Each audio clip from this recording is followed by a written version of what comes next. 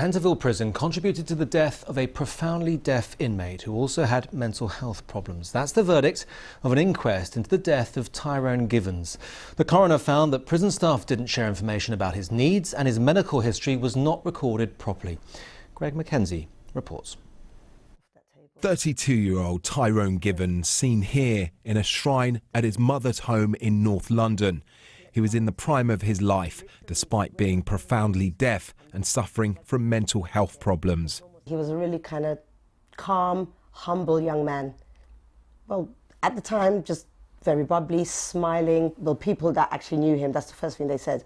When they saw Tyrone, they just saw this big, massive smile. Tyrone Givans was being held on remand at HMP Pentonville prison after causing ABH. He'd threatened to kill himself before he arrived and spent almost 3 weeks there without his hearing aids. They were totally aware that he needed hearing aids, and he actually made it aware to people that he's actually deaf and he doesn't have his hearing aids.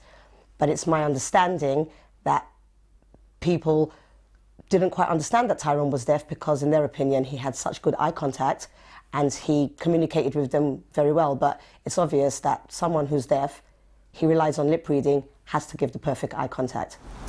It was here in February of last year when Tyrone Givans was discovered in his cell. He'd hung himself.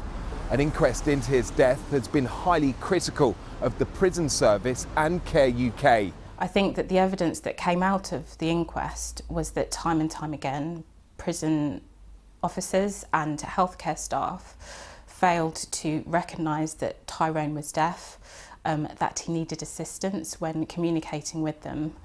In a statement, the Ministry of Justice said they will now carefully consider the inquest findings and take further action when necessary.